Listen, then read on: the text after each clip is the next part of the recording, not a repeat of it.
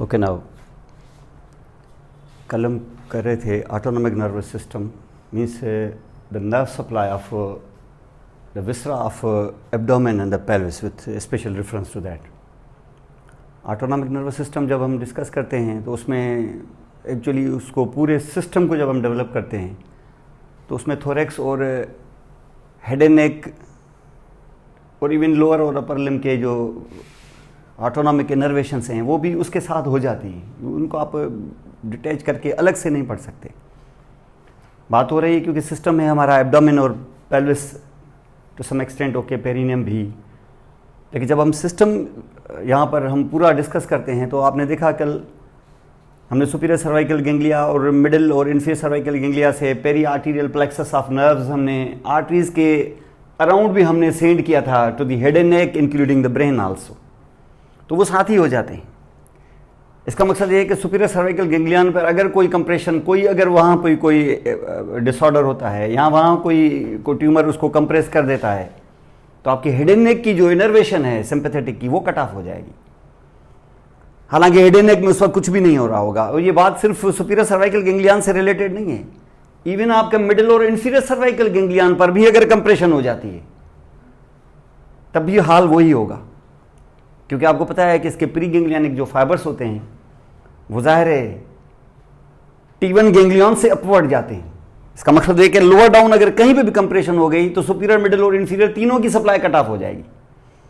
और कुछ ऐसा ही कि ये सारी सप्लाई जा रही थी अंदर T1 से, तो प्री गैंग्लियनिक की सप्लाई अगर अंदर T1 में कोई मसला हो गया ना अगर, तब भी ये प्रॉब्लम होगा, क्योंकि T1 is very important because it's giving pre ganglionic huge innervation to your superior middle and inferior specially superior cervical ganglion. अब बात हो रही थी उसकी।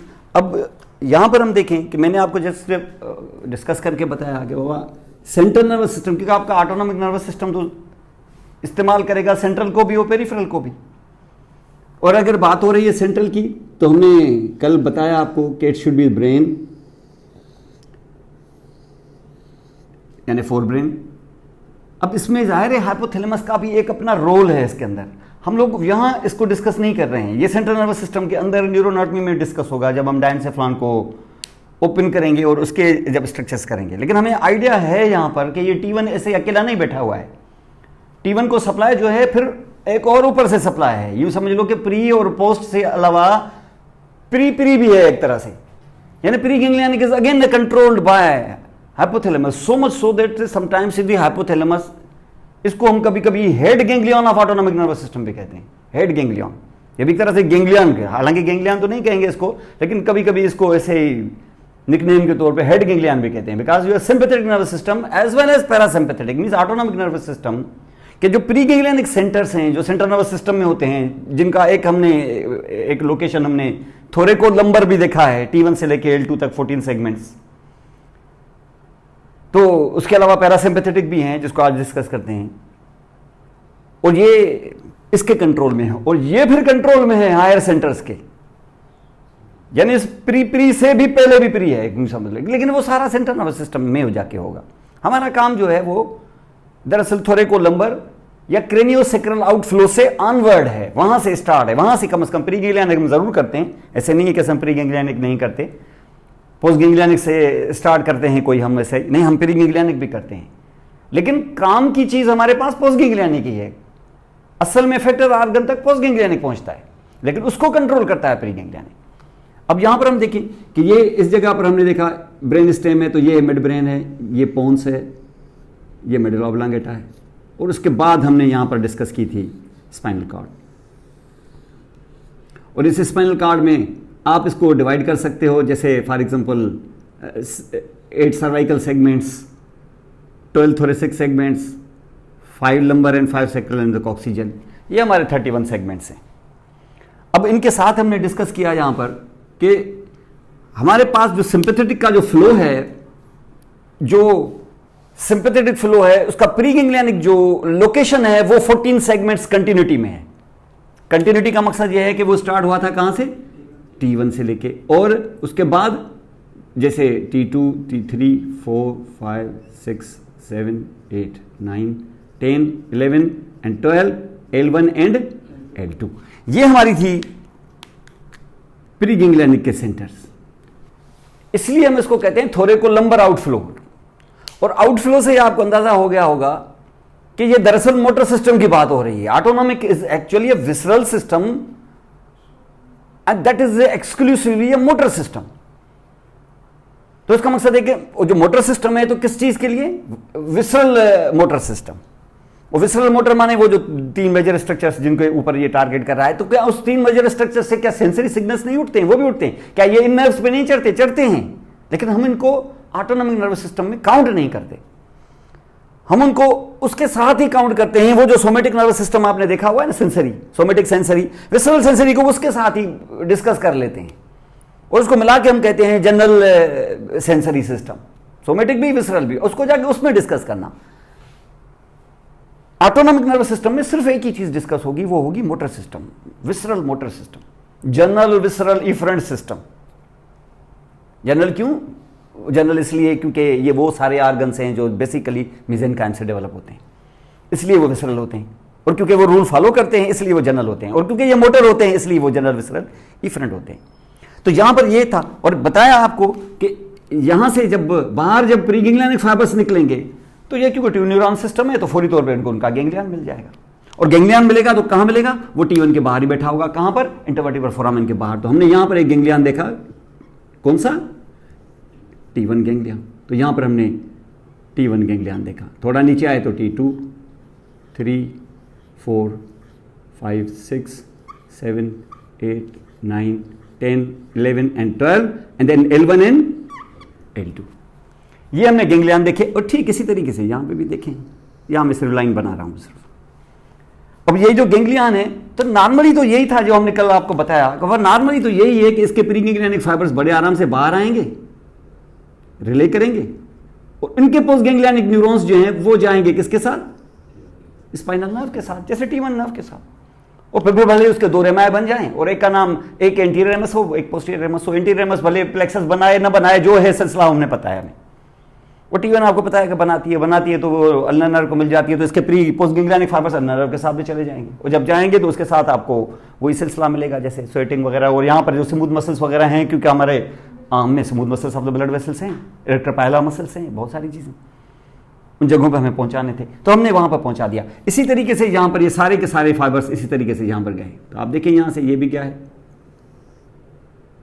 वो लाइकवाइज। वैसे रूल यही होता है कि अगर गैंग्लियन है, अगर फॉर एग्जांपल नर्व्स हैं 12, गैंग्लियन बाय रूल होने चाहिए 12, एक कम होता है उम्र। तो लंबर भी उम्र फिजिकली 5 होते हैं तो लंबर के गैंग्लियन में आपको 4 मिलेंगे।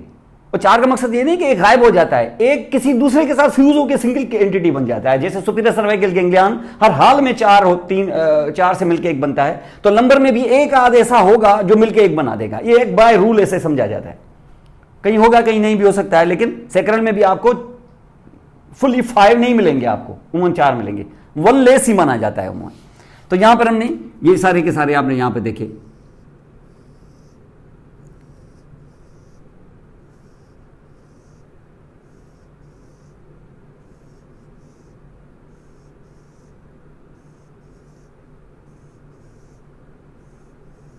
ठीक है, ये तो बिल्कुल एक रेगुलेशन वे है। 14 नर्व्स के साथ तो और कोई खेल है ही नहीं, ये तो है ही बाय डिफॉल्ट ऐसा है। लेकिन हमें पता है कि इनके अंदर प्री गैंग्लियनिक नहीं है, इनके अंदर भी प्री गैंग्लियनिक नहीं है। तो इसका मकसद ये है कि ये 14 नर्व्स के साथ तो गए। हमें पता है कि हमें 14 नर्व्स के अलावा 8 नर्व्स ऊपर भी थी और 8 नर्व्स नीचे भी थी, यहां पर भी हमें देना था। अब देना था तो जाहिर है आपको प्री गैंग्लियनिक सप्लाई तो उधार की मिल सकती है, लेकिन पोस्ट गैंग्लियनिक तो नहीं ना मिल सकती। भाई आपको सपोर्ट प्री गैंग्लियनिक की आपको अपने पड़ोस से मिल जाएगी, लेकिन बिल आखिर काम तो आपको खुद करना है ना। तो इसका मकसद ये हो गया कि आपको काम खुद करना है। तो आप खुद कहां हैं? आप खुद गैंग्लियन की शक्ल में हैं। कितने गैंग्लियन? मैंने बताया था 8 गैंग्लियन, लेकिन पता था आपको कि 4 ऊपर से मिलकर बने हैं आपके। इसका मकसद ये हो गया कि हमें यहां पे प्री गैंग्लियनिक सप्लाई नहीं मिलेगी, लेकिन पोस्ट गैंग्लियनिक सप्लाई उधर मौजूद है। और सबसे बड़ा गैंग्लियन सबसे जो ऊपर है वो है आपका सुपीरियर सर्वाइकल गैंग्लियन। दरअसल 4 के फ्यूजन से बना है। उसके बाद जो दूसरा है वो 2 के फ्यूजन से, और उसके बाद जो नीचे है वो 2 के फ्यूजन से। इसमें जो ये और ये है, मैंने बताया ये फ्यूज होकर फिर सिंगल गेंगलियन भी बना सकते हैं, जिसमें से 3 सेगमेंट्स होंगी, इसका नाम स्टिलेट गेंगलियन। और यहां पर तो इसका मकसद ये हो गया कि एक तरीका ये भी है और ऐसा ही तरीका नीचे भी होगा। अब नीचे का मकसद ये है कि क्या नीचे को यहां पर हमने L2 तक देखा है ना, तो आपको L3 भी मिलेगा, 4 भी मिलेगा, 5 भी मिलेगा। वैसे मैंने बताया 5 नहीं होते हैं, एक कम भी हो सकता है, लेकिन आप 3 और बना लें चलें। और ये कि S1, ये S2, S3, S4, S5। और ये जब आपने यहां पे देखा, इसका मकसद ये है कि ये गैंग्लियन सिर्फ थोरेकोलम्बर आउटफ्लो के लाइन में ही नहीं होते, ये थोरेकोलम्बर आउटफ्लो के बियॉन्ड भी होते हैं, ऊपर भी 8 और नीचे भी 8। तो इसका मकसद है कि इस लाइन को मैं और ड्रा कर रहा हूं, यहां पर भी होते हैं और यहां पर भी होते हैं। अब इसको मैं ज्यादा नीचे नहीं लेके जा रहा हूं। वैसे ये जो लेवल है आपको पता है ना, स्पाइनल कार्ड में ये लेवल वर्टिब्रा में L1 पे होती है, ये समझ रहे हैं ना आप। ये वर्टिब्रा में ये जो कॉनस मेडुलस कहां खत्म होता है, L1 में। लेकिन हाँ चलो L1 L2 जो भी, लेकिन बहरहाल यहां पर मौजूद होती है। ये वर्टिब्रा की लेवल बता रहा हूं, लेकिन ये जो लेवल सेगमेंटल होगी वो तो कॉक्सिजल होगी ना, और वर्टिब्रा की लेवल ये है। तो इसका मकसद है कि आपके ये गैंग्लिया को वर्टिब्रा L1 पे आके थोड़ी खत्म होते हैं। ये आपका जो लास्ट कॉक्सिजल जो, या इवन समझो कि सेक्युलर 6 का जो 5 का जो है गैंग्लियन, वो आपका कॉक्सिस तक जाएगा। ये मैं आपको दिखा नहीं रहा हूं, इसको मैं शॉर्ट नहीं कर रहा हूं क्योंकि लंबा आ गया है यहां पर। तो this should actually be going down here, यहां। यानी इसका मकसद है कि आपके 2 सिंपैथेटिक चेन्स जो हैं वो कहां तक पहुंच जाते हैं, आपके कॉक्सिस तक जाते हैं, बेसिकली लिटिल बिफोर कॉक्सिस होके। तो ये यहां तक पहुंच जाते हैं और वहां तक आपका स्पाइनल कार्ड नहीं होता, कॉनस मेडुलस भी नहीं होता, वहां पर कार्डियक कोना होता है। तो ये मैंने थोड़ा सा रॉन्ग दिखाया है आपको। अब दोबारा इसको हम क्या करें, चले ठीक है इसको कर लेते हैं। चलो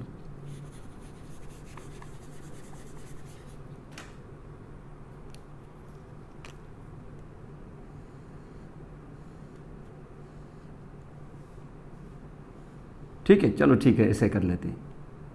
ये L2 तक तो है ही, ये 3 है, ये 4 है, ये 5 है, और उसके बाद ये सेक्शन, तो ये यहां तक जाएगा। और जब यहां तक जाएगा तो कॉक्सिस पे आके इस साइड का सिंपैथेटिक चेन और इस साइड का सिंपैथेटिक चेन ये आपस में ऐसे फ्यूज हो जाएंगे in the centre, in the middle. और यहां भी एक सो-कॉल्ड गैंग्लियन जैसा बन जाएगा, इसको हम गैंग्लियन एम्पायर कहते हैं। इसका भी गैंग्लियन एम्पायर, ये गैंग्लियन एम्पायर है।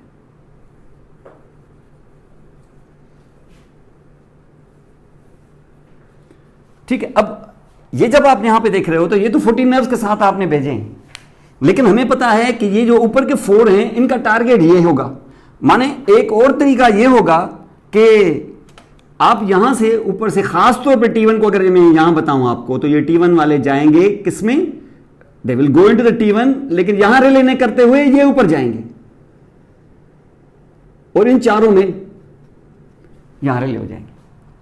माने आपको प्री गैंग्लियनिक सप्लाई कहां से मिली है, T1 से, लेकिन जो नीचे वाले हैं ये आपको T2 और T3 वाले ये आपको इस तरीके। इसका मकसद ये है कि यहां से फिर आपकी 4 नर्व्स, मैंने आपको बताया थी कल कि 4 नर्व्स और भी आपके इनर्वेट हो गई। माने इसका मकसद सर्वाइकल प्लेक्सस को, एंटीरियर पोस्टीरियर में, तो सर्वाइकल प्लेक्सस को आपको नर्व्स मिल गई।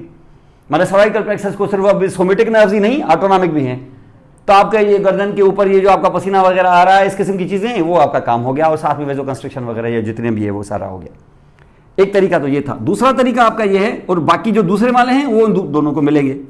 यानी कौन से, ये वाले, ये भी और ये भी। और ये जब आएंगे यहां पर तो आपको पता है कि ये भी यहां मिल जाएगा। उसका मकसद सर्वाइकल में अब ये ब्रेकियल प्लेक्सस भी आपका कवर हो गया, क्योंकि C5, C6, C7, C8 उसके इंटीरियर पोस्टीरियर में भी, ये नेक की बैक भी आपकी सप्लाई हो गई, और साथ में आपके ब्रेकियल प्लेक्सस जो इंटीरियर रेमा से बनता है वो भी सप्लाई हो गया। इस वक्त आपके जो बाजुओं पर जो भी पसीना है, इस वक्त जो स्वेटिंग वगैरह है उसका भी मामला तय हो गया, और जो आपके रोंगटे खड़े होते हैं वो भी मामला तय हो गया। वो स्वेट ग्लैंड्स का मामला तो है ही, सारा कुछ इरेक्टर पायला हो जो वेजो कंस्ट्रिक्शन, ये सब कुछ हो गया, क्योंकि यहां पे जरूरत थी। किस नर्व के साथ, वो जो भी नर्व आपकी सर्वाइकल प्लेक्सस, ब्रेकियल प्लेक्सस से निकलती हैं, हर एक के साथ होंगे ऑटोनॉमिक फाइबर्स, समझ रहे। तो वो ऑटोनॉमिक फाइबर्स उनके साथ पहुंच जाएंगे। ये भी यहां पर होगा, और ऐसा ही जैसे आप नीचे आ गए वो भी ऐसा ही होगा। ऐसा मतलब क्या, ये आपके जो ये T11, T12, T13 ये है, तो ये जो नीचे आप यहां पे देख रहे हो इनके साथ भी ऐसे ही तरीके से होगा। तो ये लोअर डाउन होगा, ये इनके साथ ये जाएंगे यहां पर। और ये खास तौर पे ये जो L1 L2 है, ये इस जगह पर, ये आपको खास तौर पे इन जगहों पे मिल जाएगा। ये जो T11 T12 है, लेकिन ये जो L1 L2 है इसका ज्यादा टारगेट जो होगा वो आपका सेक्रल होगा, क्योंकि सेक्रल का तो कोई पुरसाने हाल है ही नहीं भाई। लंबर्स 5 हैं, 2 लंबर्स के पास तो प्रीगैंग्लियनिक सप्लाई फिर भी है, जो सेक्रल हैं 5 उनके पास तो प्रीगैंग्लियनिक सप्लाई तो सिरे से है ही नहीं। तो सेक्रल्स को ज्यादा कौन सप्लाई करेगा? जाहिर है लोएस्ट, और लोएस्ट हमारे बनते हैं L1 और L2। तो सम एक्सटेंड चलें T5 भी हो जाता है और T12 भी हो जाता है उसके अंदर, लेकिन नंबर्स के अंदर हमें यहाँ पे L1 L2 और इसके साथ साथ T11 T12 यहाँ से मिलेगी। अब आपकी कोई भी नर्व विदाउट पोस्टगैंग्लियनिक फाइबर्स नहीं है। लेकिन मामला ये नहीं है सिर्फ, मामला और भी है, और ये है कि ये जो फाइबर्स हमने ऊपर ये डाले हुए थे, जिनको नाम हमने डाला था पोस्टगैंग्लियनिक फाइबर्स, ये पोस्टगैंग्लियनिक फाइबर्स, प्रीगैंग्लियनिक फाइबर्स यहाँ आ गए। ये पोस्टगैंग्लियनिक फाइबर्स चले गए नर्व्स के साथ, लेकिन ये कोई 1/3 तक गए हैं, 1/3 और रुके हुए हैं बीइंग पोस्टगैंग्लियनिक। और ये पोस्टगैंग्लियनिक जो 1/3 रुके हुए हैं यहाँ पर, इनको हमने यहाँ पर बंच बना के अब इनकी अपनी नर्व बनाई है और इनको हमने हार्ट में भेजा है, इसको भी और यहाँ से भी और यहाँ से भी, और ऐसा इधर भी और यहाँ भी। ये कार्डियक नर्व्स हैं पोस्टगैंग्लियनिक, कार्डियोपल्मोनरी नर्व्स, और ये कार्डियोपल्मोनरी नर्व्स अंदर चली जाएंगे। अब इनको किसी प्लेक्सस की जरूरत ही नहीं है, क्योंकि अब ये बन चुके हैं क्या? पोस्टगैंग्लियनिक। ये पोस्टगैंग्लियनिक फाइबर्स यहां पर बन गए आपके, 1/3 चले गए पोस्टगैंग्लियनिक नर्व्स के साथ, 1/3 केविटी के अंदर घुस के थोरेक्स को सप्लाई किया, और जो बाकी 1/3 बच गए वो पेरी आर्टीरियल प्लेक्सस बनाया उन्होंने। और पेरी आर्टीरियल प्लेक्सस आपने यहां पे देखा कि यहां से बीइंग पोस्टगैंग्लियनिक, और यहां से एक जंप इस तरीके से ये और दूसरा ये किसके साथ जाएंगे? ठीक है ना, वो आर्टरीज के साथ, वो 3 आर्टरियां जो ऊपर जाएंगे उनके साथ चल जाएंगे। एक होगी कैरोटिड आर्टरी, और एक होगी इंफीरियर थायराइड आर्टरी, और एक वर्टिब्रल आर्टरी। ये चल के देखेंगे जब आप ना, तो आपको नजर आएगा कि 3 मेजर आर्टरियां ऐसे जा रही हैं कॉलम्स की तरफ, और कोई इतनी बड़ी आर्टरियां हैं ही नहीं, और इन्हीं बड़ी आर्टरियों के ऊपर ये चढ़े जाएगा तो ये पूरे फेस को सप्लाई मिल जाएगा, जिसमें से इंफीरियर थायराइड आर्टरी और vertebral artery, these are the 2 very important branches from subclavian. और कॉमन कैरोटिड तो है ही, और कॉमन कैरोटिड आगे जो भी करे, आधा एक्सटर्नल कैरोटिड तो आधी इंटरनल कैरोटिड, तो आधे फाइबर इनके साथ, आधे फाइबर उनके साथ, पेरी आर्टीरियल प्लेक्सस। जो एक्सटर्नल कैरोटिड है वो बाहर आएगी तो बाहर की तरफ, तो फेस पे आपको सप्लाई मिल जाएगी। इसका मकसद ये हो गया, इससे आप अंदाजा लगाएं। और जो इंटरनल कैरोटिड घुसेगी कहाँ? इनटू द क्रेनियल कैविटी, वो ब्रेन को तो करेगी, साथ में आई को भी दे देगी। माने इसका मकसद है कि आई के अंदर अगर कोई सिंपैथेटिक सप्लाई आपको मिलेगी तो पोस्टगैंग्लियनिक सिंपैथेटिक ही होगी यकीनन, क्योंकि वहां ही क्यों होगी, हर जगह पे जो होगी वो पोस्टगैंग्लियनिक होगी, और उसका खास तौर पे सेल बॉडी किधर होगा? सुपीरियर सर्वाइकल गैंग्लियन में। तो सुपीरियर सर्वाइकल गैंग्लियन में अगर होगा तो आई के अंदर अगर फॉर एग्जांपल आपके वो प्यूपिल जो है वो जो डायलेट हो जाती है इमरजेंसी में, वो काम भी दरअसल सुपीरियर सर्वाइकल गैंग्लियन का होगा। और वो जो आपकी आई है, जो अपर आईलिड है, जो आप ऐसे ओपन करते हो ऐसे, और जब इमरजेंसी होती है या कोई हॉरिबल कोई चीज या कोई हॉरर मूवी वगैरह देखते हो तो आपकी 5% से ज्यादा आंखें ऐसे भी खुल जाती हैं। ये आप खुद नहीं करते हो, ये इमोशनली होती हैं, ये इनवॉलंटरी कंट्रोल है। इसका मतलब अपर आईलिड में 95% कंट्रोल वॉलंटरी होता है, 5% इनवॉलंटरी कंट्रोल होता है, और ये सिंपैथेटिक होता है। और क्यों खुलती हैं आंखें? कब जरूरत पड़ती है आपको? जब रेस्ट में है कि जब इमरजेंसी में है? ठीक, तो आपको इमरजेंसी में। और पीपल भी कब डायलेट होती है? जब इमरजेंसी में लाइट ज्यादा चाहिए आपको, पीपल डायलेट हो जाती है बाय मसल। तो उस मसल को भी कंट्रैक्ट करना ताकि पीपल डायलेट हो जाए, और आईलिड को भी थोड़ा सा और खोलना, और कुछ तो आपने खोली हुई है, बल्कि आपने ज्यादातर खोली हुई है, लेकिन आप देखें कोई हैरान कुन ऐसी कोई चीज देखते हैं, आप देखें अपना आईना देखें, आप देखें आपकी आंखें ऐसे खुली रह जाती है, या 5% और पुल हो जाता है। ये आपके कंट्रोल में नहीं होती, ये सिंपैथेटिक कंट्रोल है। तो 2 मसल जो होती है सिंपैथेटिकली कंट्रोल होती है, और जाहिर है सिंपैथेटिकली कंट्रोल का हेडक्वार्टर किधर बैठा हुआ होगा? क्या इधर? क्या असल बाप उसका अंदर बैठा हुआ है, कहां? T1 पे। इसका मकसद यह है कि, और उनका दादा किधर है? हाइपोथैलेमस। इसका मकसद है कि अगर हाइपोथैलेमस में यहां बनाऊं, ये यहां ऐसे करूं, और मैं यहां करके इधर ले आऊं, और खुदा न खासा अंदर कोई स्ट्रोक हो जाए तो यहां असर पड़ेगा कि नहीं? समझ गए? असर पड़ेगा बिल्कुल। और अगर फॉर एग्जांपल इस सुपीरियर सर्वाइकल गैंग्लियन पे कोई पावर रख दे अगर, तो पड़ेगा कि नहीं पड़ेगा? पड़ेगा। अगर मिडिल पे रख दे तो पड़ेगा कि नहीं पड़ेगा? पड़ेगा, उतना ही पड़ेगा। क्यों? क्योंकि ये फाइबर यहां से गुजरे हैं बाबा। ये फाइबर जो ये कहते हो कि यहां पड़ेगा तो असर पड़ेगा आंख पे, यहां पड़ेगा तो असर नहीं पड़ेगा। भाई क्यों नहीं पड़ेगा? क्योंकि ये फाइबर्स इधर से गुजरे हैं, असर असर पड़ेगा उस पर, इवन इंफीरियर पे भी होगा ना, स्टिलेट पे भी होगा, अगर जबरदस्ती उस पर जोर आ जाएगा तब भी पड़ेगा। क्यों? सप्लाई इधर से जा रही है ना, प्री गैंग्लियन सप्लाई इधर से जा रही है, उसको अगर प्री गैंग्लियन सप्लाई अपने घर से मिलती फिर नहीं पड़ता। ये प्री गैंग्लियन सप्लाई यहां से आ रही है, और यहां से आ रही है इतना कुछ कि ये जो रूट ऑफ नेक है, जिस जगह पे आप पूरी सांस लोगे तो आपका अपेक्स ऑफ द लंग इधर भी आ जाता है, और खुदा ना खास्ता अगर अपेक्स ऑफ द लंग पे कोई ट्यूमर हो गया ना अगर, तो ये यहां दबा देता है, इसे दबा के इसे पीछे जोर जो दे देता है, तो सिंपैथेटिक जो ट्रंक है वो हमारा दब जाता है। और सिंपैथेटिक ट्रंक अगर इधर दब गया इधर यहां पर, तो सुपीरियर सर्वाइकल गैंग्लियन की सप्लाई तो कट ऑफ हो जाएगी, क्योंकि मेरी सप्लाई तो उधर ही से आती है ना, जाहिर मेरा पाइपलाइन उधर से आता है पानी का। हमारी गैस की सप्लाई आती है एसबी से, या फिर सुई गैस से, फॉर में जैकबाबाद से आती है, तो जैकबाबाद में अगर वहां पर कोई गैस लाइन फाड़ देता है तो मैं थोड़ी कहूंगा मैं तो हैदराबाद में रहता हूं, मैं क्यों अफेक्ट हो गया? भाई तुम्हारी लाइन उधर से गुजरती है, तो तुम्हारी लाइन यहां से जा रही है, तो इसका मकसद है कि आपकी आंख क्या होगी, क्या फुली खुली रहेगी कि थोड़ी गिरेगी? तो इसको हम कहते हैं पार्शियल टोसिस। सिर्फ से यही होगा कि वो पिपल आपकी जो है वो कंस्ट्रिक्ट हो जाएगी। क्यों? क्योंकि डायलेट नहीं हो पा रही है। क्यों नहीं हो रही है? क्योंकि वो जो मसल इस्तेमाल हो रहा था वो इनर्वेटेड नहीं रहा। क्या सिर्फ यही मामला रहेगा, या आपके फेस पर जो आपको फेशियल आर्टरी वगैरह आई है, क्या अकेली आई है कि उसके ऊपर चढ़े हुए हैं पोस्ट गैंग्लियनिक फाइबर्स भी, वो आपके फेस को सप्लाई नहीं कर रहे हैं क्या? और फेस पे 2 ऑटोनॉमिक ऑर्गन्स हैं ना आपके, कौन? स्वेट ग्लैंड नहीं, टंग तो नहीं, टंग ऑटोनॉमिक कब है? टंग से बड़ा कोई कंट्रोल ही नहीं है। तो ये क्या फेस, फेशियल फेस पे आएगी तो फेस पे क्या करेगी? स्वेट ग्लैंड्स को सप्लाई करती थी बड़े आराम से, फेशियल नहीं, फेशियल के ऊपर चढ़े हुए पोस्ट गैंग्लियनिक फाइबर्स। पेरियार्टियल प्लेक्सस था ना, फेशियल किसकी ब्रांच है? एक्सटर्नल कैरोटिड की, एक्सटर्नल कैरोटिड कॉमन की है, तो अपने हिस्से का सिंपैथेटिक लेके आइए ना इधर, तो इधर से आपको क्या होगा? इधर से आपको ड्राइनेस हो जाएगी, ये हाफ फेस पर आपको पसीना ही नहीं आएगा। इसको हम कहते हैं hemi means half, an means loss, hidrosis means water. आधा पानी आपका नहीं होगा, आधा पानी नहीं होगा मतलब आपका हाफ फेस जो होगा वो ड्राई होगा, हाफ पे आपको पसीना आ रहा होगा। इसको हम हेमी एनहाइड्रोसिस कहते हैं। क्या मामला सिर्फ यही रहेगा कि आपके ब्लड वेसल्स पे असर पड़ेगा? क्या डायलेटेड होंगी? क्यों? क्योंकि वेसोकंस्ट्रिक्टिव इफेक्ट नहीं रहेगा ना यहां पर। नहीं, वेन्स पर इतना ज्यादा नहीं है, वेन्स पर ज्यादा, आर्टीरियल्स पर इन पे ज्यादा है, कैपिलरियां खुल जाती हैं इससे आपकी। वेन्स पे भी होंगी लेकिन असल जो है आर्टीरियल्स पे। तो आर्टीरियल्स पे जब होंगी तो ये आधा फेस जो आपका होगा पेल के red, flushing of face, flushing, hemi anhidrosis, hemi means half, an means loss, no,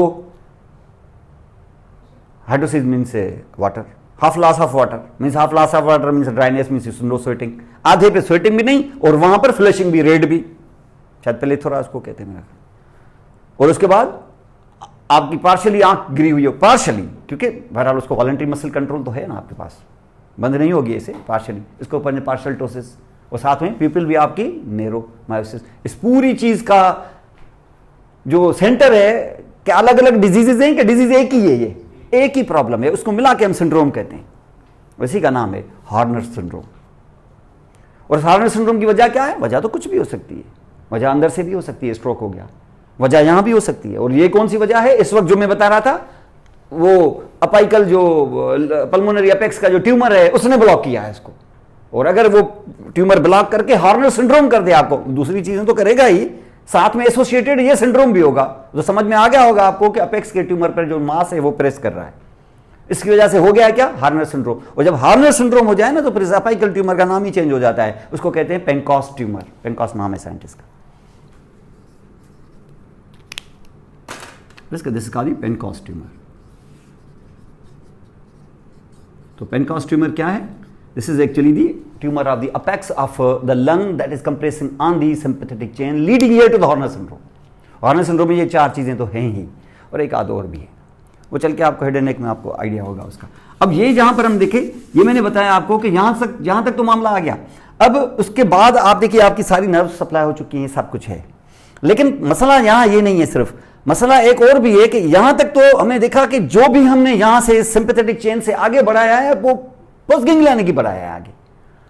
लेकिन अब एक और चीज आ रही है ये कि यहां से 5 और 6 से, ये 5 है, ये अपने गैंग्लियन में जाएगा जरूर, लेकिन ये जाने के बाद ये विदाउट ड्रिलिंग वहां से निकल आएगा, ये 5 है। और ऐसा इसके देखा देखी 6 भी,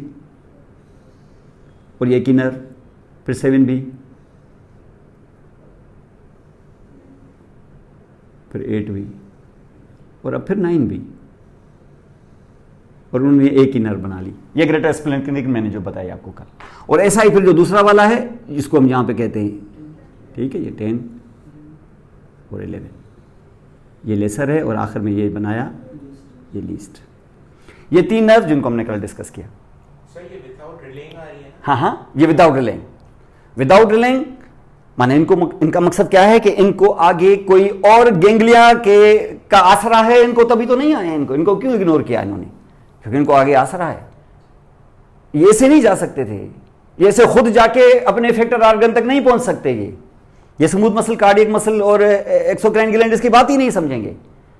इनको हर हाल में किसी न किसी गेंगलियान में, किसी न किसी सेल बॉडी पोस्ट गेंगलियानिक में रिले होना होगा, और जितने भी पोस्ट गेंगलियानिक इस चीज से बाहर होंगे वो हमेशा न्यूरल क्रेसेल से होंगे।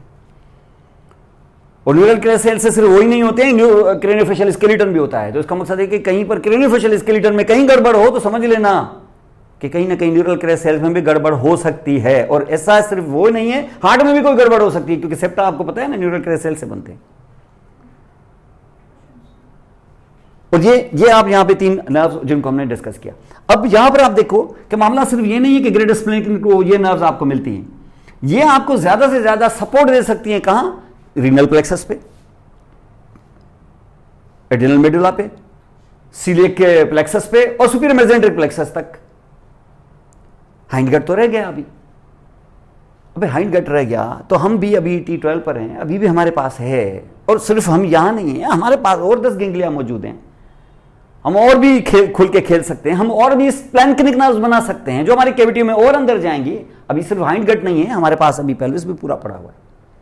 इनको सप्लाई करने के लिए हमें चाहिए। अब जहां पर जैसे मैंने बताया ये ग्रेटर स्प्लेनिक नर्व्स आप यहां पे लेके आ रहे हो। अब देखिए यहां इसको यहां पे रोक रहे हैं, मैं इसको इस तरफ आपको बना के दे रहा हूं।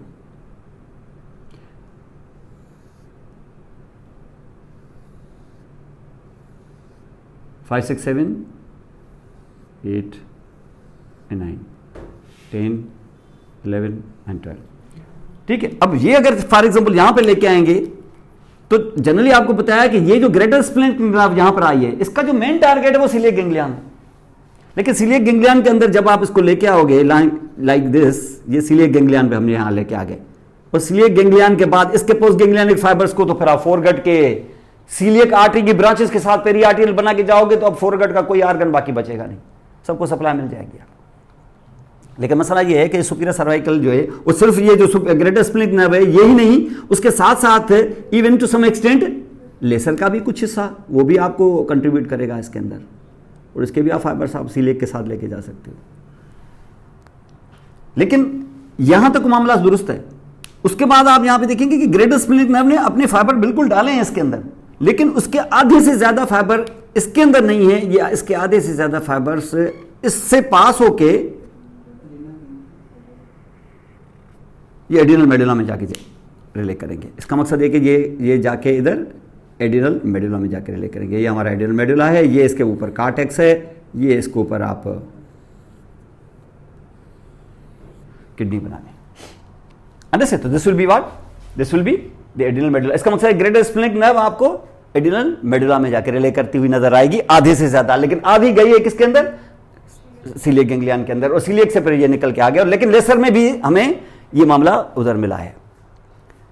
और उसके साथ साथ अब लेसर सारी की सारी लेसर इधर नहीं गई है, लेसर के भी आधे फाइबर इससे गुजर के नरले होते हुए थोड़े से नीचे आ गए, क्योंकि इसका डिटैच पोर्शन कोई ऑफ शूट नीचे भी थोड़ा सा नीचे सुपीरियर मेसेंटेरिक आर्टरी के ऊपर यहां बैठा हुआ है।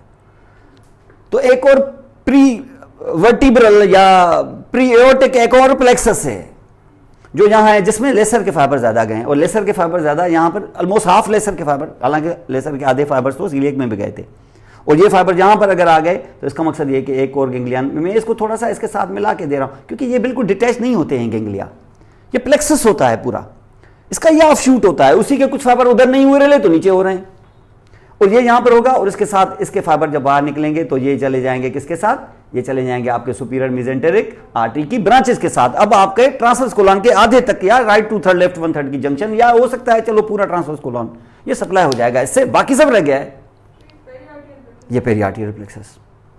पोस्ट गैंग्लियनिक, जिसकी सेल बॉडी यहां बैठी हुई है। तो आपका लेसर का खेल खत्म, ग्रेटर का खेल भी खत्म, तो बाकी लीस्ट रह गई। अब लीस्ट भी यूं ही है कि यहां पर इस लीस्ट को भी आप इसमें आप डाल जरूर दें, लेकिन इसको लंबा ले जाएं और इसको जाके इस जगह पर प्लेक्सस में ड्रेन करा दें। वो इधर से आपको ये रीनल प्लेक्सस है। ये लीस्ट उमूमन आपने इसको दिए। अगर फॉर एग्जांपल लीस्ट कभी कभी लेसर के साथ मिल भी जाती है, भाई मिल जाए या ना मिले, मामला तय है कि ये सारी ऑफशूट्स किसकी हैं? सीलियक गैंग्लियन की, जो अब सीलियक के नाम पे नहीं नए नामों से मशहूर है। क्योंकि ये बेसिकली आई तो न्यूरल क्रेस सेल्स है ना। ये सीलियक था, अब सीलियक पे जो टुकड़ा सीलियक पे रह गया वो आज भी सीलियक है, लेकिन सीलियक के टुकड़े को थोड़ा नीचे चला गया तो वो सुपीरियर मेसेंटेरिक है, लेकिन वो अपनी प्री गैंग्लियनिक सप्लाई तो साथ लेके जाएगा ना, जाहिर है। वो पोस्ट गैंग्लियनिक होके खुद थोड़ी ना नीचे चला जाएगा, मैं पोस्ट गैंग्लियनिक हूं, पोस्ट गैंग्लियनिक हूं, तो प्री गैंग्लियनिक किधर है आपकी? वो साथ में लेके आएगा, अपना बैगेज साथ लेके गया। कौन सा वाला? ये डिपेंड करता है। ओवरऑल रूल यही है कि ऐसा ही होता है। सुपीरियर जो मेसेंटेरिक है वो लेसर से ही लेके आता है फाइबर, लेसर को घसीट के नीचे लाता है, आधे से ज्यादा लेसर को, आधे को छोड़ देता है उधर। ग्रेटर वाला जो है वो चला जाएगा कहां पर? टुवर्ड्स द एड्रिनल मेडुला, वही एड्रिनल मेडुला बन जाता है। तो जाहिर वो अपने साथ ग्रेटर लेके जाएगा ना, उसका मतलब एड्रिनल मेडुला की सप्लाई ग्रेटर स्प्लिनिक नर्व से आएगी। जबकि उसी सीलियक गैंग्लियन का टुकड़ा टूट के जब सैटेलाइट बन के आगे चला गया तो रीनल प्लेक्सस बन गया, रीनल गैंग्लियन। माने आपकी 3 स्प्लिनिक नर्व्स की जो डिस्ट्रीब्यूशन है वो ऐसे होगी। और इससे आप देखें, अब आप पूरा जब देखेंगे तो ना किडनी बची है आपकी, ना एड्रिनल मेडुला बचा, ना आपके फोरगट का कोई आर्गन बचा है, ना कोई आपका मिडगट का आर्गन बचा है। ये सब तीनों आपके ग्रेटर स्प्लिनिक नर्व लेसर और लीस्ट से सप्लाई हो गए हैं, जिनकी सप्लाई आपने देखी प्री गैंग्लियनिक कहां पर मौजूद है? ये C5, 6, 7, 8, 9, 10, 11, 12 तक मौजूद है। समझ गए? और उनके गैंग्लियन आपने यहां पे देख लिए हैं, ये इस तरीके से यहां पर मौजूद है। अब मसला ये है कि इससे नीचे जब मैं जाऊंगा तो इससे नीचे हमें क्या करना है? इससे नीचे ये है कि अब आपके ये जो गैंग्लियन बैठे हुए हैं नीचे वाले, जिसमें आपने जैसे L1 और L2 है, उसमें जाके L1 और L2 को डाल के आपने पहले तो स्पाइनल नर्व के साथ भेज दिया। अब होता क्या है कि ये जो 4 नीचे वाले हैं L2 और T11, T12 और ये, अब ये क्या करते हैं? इनको आप यहां पर अगर देखेंगे ना तो दे विल बी, अब ये जो T11 है, T11 ने अपने T11 में तो जाएगा ही, ताकि वहां रिले करके अपनी नर्व के साथ चला जाए, जो सभी करते हैं। भी T11 नर्व के साथ जाएगा ना, T11 वाला T11 में आया था, वहां रिले करके पोस्ट गैंग्लियनिक तो बना था ना वहां पर, वो तो हर नर्व के साथ है, यही बात है। लेकिन ये वाले जो अभी फाइबर मैंने डाले हैं यहां पर, ये फाइबर इधर आके रिले नहीं करेंगे। ये एक और परसेंटेज फाइबर्स की बता रहा हूं। हाँ, नहीं, लेसर स्प्लिनिक के भी अलावा, माना एक तो वो जो रिले हुए नर्व्स के साथ भेज दिया, एक वो जो रिले नहीं हुए स्प्लिनिक बनाई। अब जो तीसरा वाला है वो क्या कर रहा है? वो जो तीसरा वाला है, तीसरा वाला वो भी था ना जो नीचे जाके नीचे वालों में रिले किया था उसने, चौथा। अब जो ये वाला है वो डिफरेंट है। अब डिफरेंट कैसे है? ये नीचे आ गया किसमें? 11 में, और थोड़ा नीचे और नीचे आके ये कहां पहुंचा है? L1 में। अब L1 में अगर पहुंचा और यहां इसने रिले नहीं किया, निकल आया इधर, ठीक है ना, T11 का। ऐसे ही थोड़ा सा नीचे आ गए आप तो ये T12 वाला, T12 वालों ने और भी हरकतें की हैं। क्या? एक निकल के अपनी गैंग्लियन में जाके पोस्ट गैंग्लियनिक T12 के साथ भेजे हैं, और एक निकल के वो सीधा आ गया है जैसे ये आया है, और बन गई थी लीस्ट स्प्लिनिक नर्व। अब ये क्या कर रहा है कि गया जरूर है, रिले भी नहीं किया, थोड़ा सा नीचे जाके उसने एग्जिट T12 से नहीं दी है, एग्जिट उसने L2 से निकाली है। समझ गए आप? तो इसका मकसद है कि मैं इसको यहां पर ये T12 और यहां से निकल के मैं कहां से उठा रहा हूं उसको? ठीक है, L2 से ऐसे। और फिर जो L1 वाला है ये भी गया है L1 में, इसने तो और कोई हरकत की ही नहीं थी, बस ये किया था उसने कि ये गया था अपने L1 में और L1 को स्टिमुलेट किया था, नर्व्स के साथ गया था, या फिर नीचे जाके सैक्रल्स वगैरह को किया है। अब इसने तीसरी ये हरकत की है कि ये यहां गया है और नीचे जाके ये L3 से निकल आया है, और ये L4 से। प्री के पोस्ट? प्री।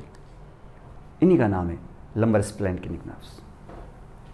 इसका लंबर स्प्लिनिक नर्व्स। आप से वो जो थोरेसिक वाली थी लेसर लीस्ट, और ये तो यहाँ से अपने अपने करस्पॉन्डिंग गेंगलियन से निकली थी, करस्पॉन्डिंग सेगमेंट से निकली थी और करस्पॉन्डिंग गेंगलियन में गई थी। भले रिले नहीं किया होगा, उन्होंने नहीं किया था रिले, और वहां से निकल भाई वो तब किया था क्योंकि गेंगलियन था और सामने उनका प्री गेंगलियनिक सप्लाई मौजूद थी। मैं अगर L1 और L2 तो चलो ठीक है, लेकिन L2 और L3 और इन जगहों से अगर मैं प्री गेंगलियनिक फाइबर निकालना चाहूं तो इनके घर के सामने क्या L3 और L4 है? क्या नहीं है तो जाहिर है ऊपर से ही लेंगे ना। और यहां तो ये बात समझ में आ गई है। जब बाद में सेक्रल्स की करूंगा और उधर से भी मैं स्प्लेनिक नर्व निकालूंगा तो वो स्प्लेनिक नर्व तो प्री गेंगलियनिक होती हैं, जबकि प्री गेंगलियनिक तो उसके घर में दूर दूर से कोई शायबा ही नहीं है कि आगे से भी कभी होगी अगले 10-15 लाख साल के बाद। तो यहां तो है ही नहीं इनका कुछ। तो इसका मकसद है कि ये तो अपनी प्री गेंगलियनिक सप्लाई सवाए पड़ोसियों की और कहां से ले ही नहीं सकते, और लेंगे ज्यादातर कहां से? जाहिर आखिरी वालों से ही, तो L1 और L2 से। इसका मकसद है कि L1 और L2 वाला खास तौर पर, अब T11 T12 नहीं, L1 और L2 वाला एक और हरकत करने वाला है, वो ये कि यहां से हम फाइबर को डालेंगे जरूर अपने गेंगलियनों में, लेकिन नीचे से उतारेंगे इधर और किधर पहुंचाएंगे? सेक्रल 1 पे, और यहां से मैं ऐसे बाहर निकाल के ले आऊंगा। हालांकि यहां से जो फाइबर मैंने उठाए थे वहां पर रिले भी करवाए हैं मैंने, ताकि मैं लेके जा सकूं किसके साथ? सेक्रल नर्व्स के साथ। वो अलग बात है। और ये है कि ये रिले ही नहीं किया इन्होंने सिरे से, और सिरे से रिले नहीं करके बाहर निकला है। ये क्या बना रहे हैं हम लोग? स्प्लेनिक नर्व्स बना रहे हैं। ये वही पैटर्न है जो पैटर्न तुमने ग्रेटर, लेसर और लीस्ट के साथ देखा है। लेकिन यहां पर वो ये नहीं कि 6-6, 5-5 मिलके बने, यहां है 5 का, वो एक एक करके अलग आती हैं, और इनका नाम यहां होता है सेक्रल स्प्लेनिक नर्व्स।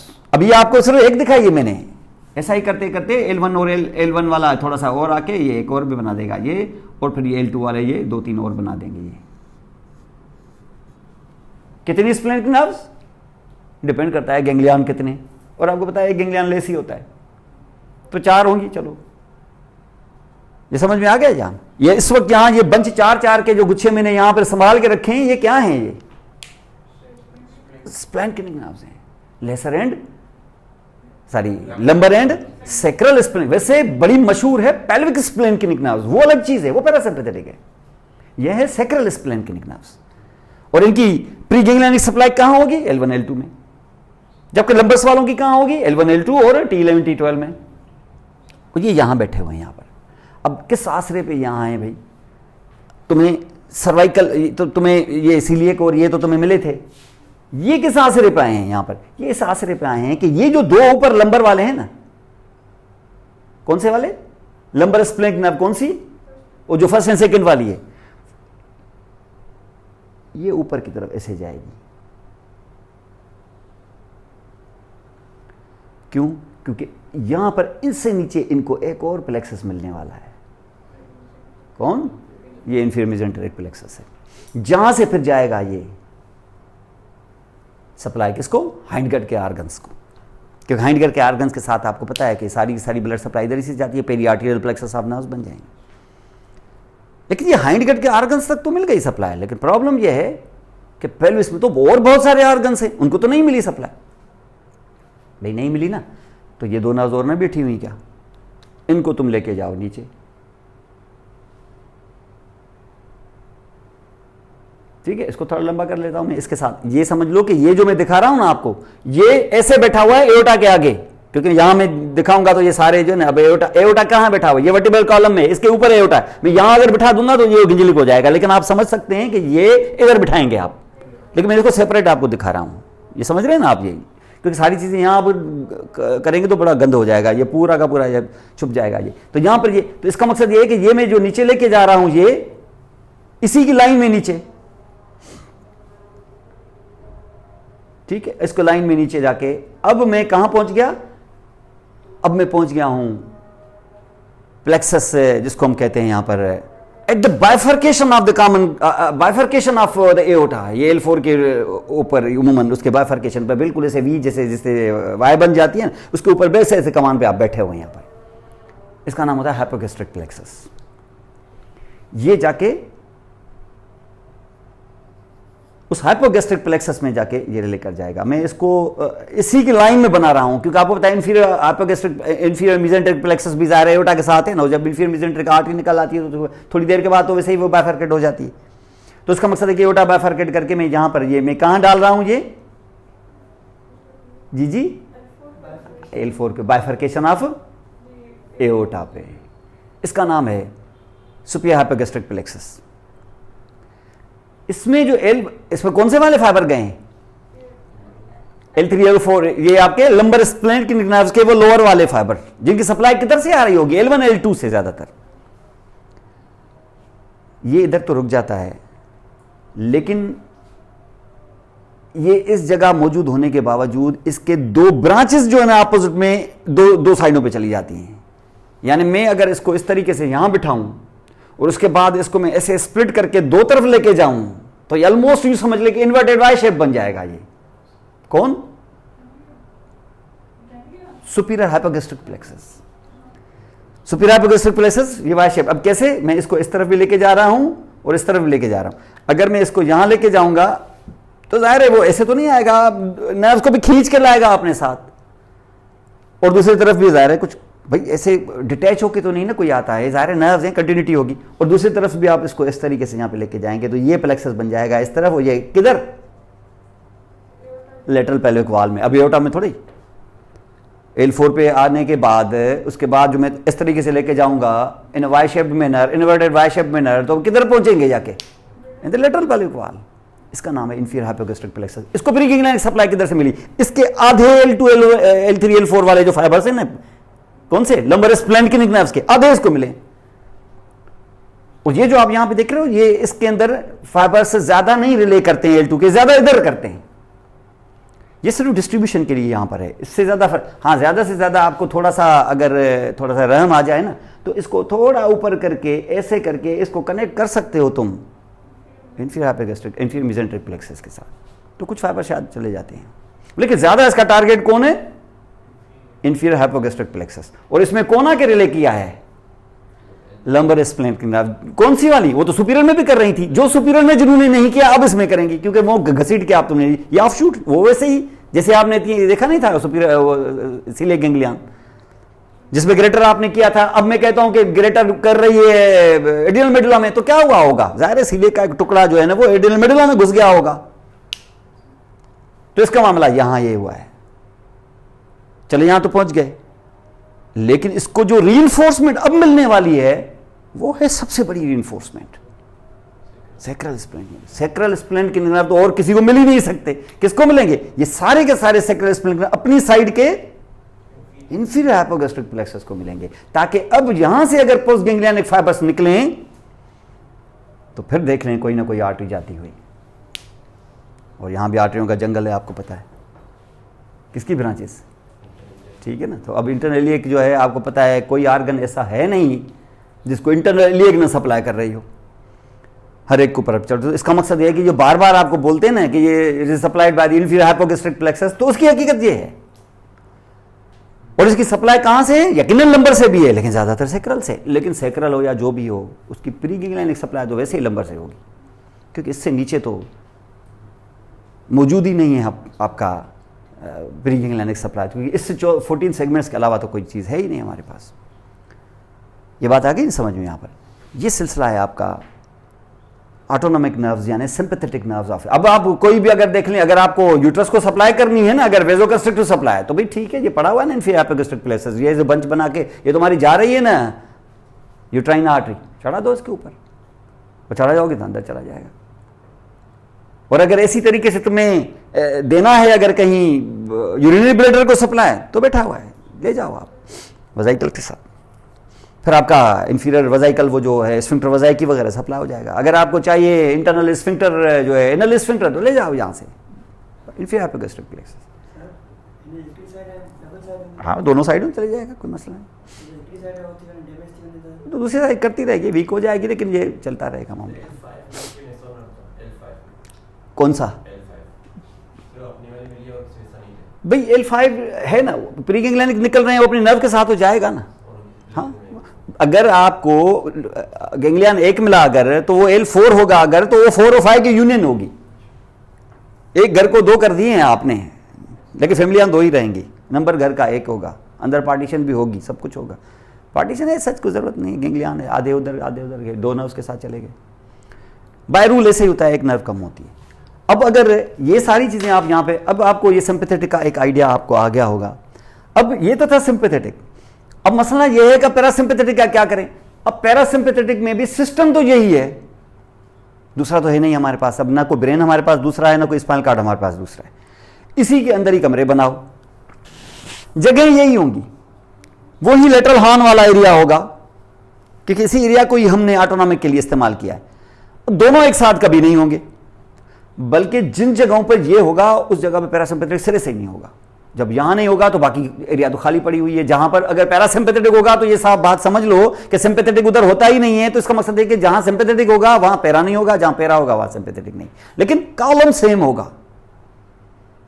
जिन जगहों पर उन न्यूरॉन को बिठाओगे, उस प्लाट पे बिठाओगे तो घर बनाओगे, जहां कोई नहीं बैठेगा तो साफ कर दो उसको, रोड है बस, लेकिन कॉलम सेम होगा, लोकेशन उसकी सेम होगी। जब भी आप काटोगे तो उसी जगह मिलेगा आपको, चाहे सिंपैथेटिक हो चाहे पैरासिम्पैथेटिक, क्योंकि दोनों का जो फैमिली नेम है वो सेम है, जनरल, विसरल, इफरेंट। उसमें एक ऑटोनॉमिक में सिंपैथेटिक है, एक पैरासिम्पैथेटिक है, एक का ये काम है, एक का वो काम है, लेकिन दोनों का कंट्रोल जो है वो हाइपोथैलेमस है। लेकिन हाइपोथैलेमस में भी घर दो हैं, उधर सिंपैथेटिक का अलग कंट्रोल, उसका सेंटर अलग है, पैरा का अलग है, क्योंकि जाहिर है वो जब सिंपैथेटिक की जरूरत पड़ती होगी तो ब्रेन के एरिया सिंपैथेटिक वाले को बोलते होंगे, और जब आराम में आपको पैरासिम्पैथेटिक जरूरत पड़ती होगी तो उसको अलग बोलते होंगे। एक नहीं होगा, एक घर नहीं होगा वहां पर, एक लेटरल साइड पे बैठा हुआ, दूसरा मिडिल साइड पे बैठा हुआ, उसके एनवायरनमेंट अलग है, उसके एनवायरनमेंट अलग है, और उसकी कंट्रोलिंग जब ऊपर से आएगा तो वो फिर स्पाइनल कॉर्ड से होता हुआ, और फिर जो जो उनकी मकसद की चीजें होंगी उनको सप्लाई करेगा। तो इसका मकसद ये है कि हमारे पास फिर पेरीगैंग्लियनिक का सेंटर भी मौजूद होना चाहिए। जब तुमने पेरीगैंग्लियनिक सिंपैथेटिक बताया है तो पेरीगैंग्लियनिक पैरासिम्पैथेटिक भी बताओ, और पेरीगैंग्लियनिक पैरासिम्पैथेटिक इसी जगह पर आप लेके जाएंगे ना जहां पर, तो ये फिर किधर था, ये L2 पे था ना, L3 खाली है, L4 खाली है, L5 खाली है, S1 खाली है, 2 पे ये बैठा हुआ है। फिर माने लाइन पर आप देखेंगे कि ये L2, 3, 4, 5 खाली, और फिर S1 पे भी बैठा हुआ है, S2 पे भी और S3 पे भी। स्पाइनल कार्ड पे S2, 3 और 4 के अलावा और कोई पैरासिम्पैथेटिक का सेंटर नहीं, न इससे नीचे न इससे ऊपर। इससे ऊपर करोगे तो 3 खाली, और इसे नीचे करोगे तो इत्तेफाक से 3 खाली। कॉक्सिजेल को अब शामिल कर दो, तो हमने पहले कॉक्सिजेल को शामिल नहीं किया था कि वो 14 बीच में हो जाए, और यहां पर हमने कॉक्सिजेल को शामिल किया है तब ताकि ये 3 बीच में हो जाए, क्योंकि नीचे एक्चुअली 8 नहीं, नीचे 9 सेगमेंट्स है ना, तो ये बीच के 3 है, तो ऊपर 3 कौन खाली, L3, 4, 5 खाली, L3, 4 एंड 5 एंड S1 खाली, 3, 4 ही खाली, और नीचे जो आपने S2, 3, 4, S2, 3 देखा यहाँ पर, तो नीचे 4, 5 और कॉक्सिजेल खाली।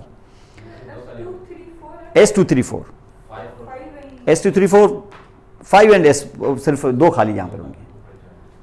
अब मसला ये है कि ये तो खाली हैं, ये बाहर जब निकलेंगे तो जाहिर है रूट्स के साथ, कौन सी रूट्स, वही जो है सैक्रल वाली की रूट्स, सैक्रल वही स्पाइनल नर्व वाली। अब स्पाइनल नर्व को खरीद नहीं बैठे हैं, ये रूट्स हैं, कोई भी जा सकता है इस पे।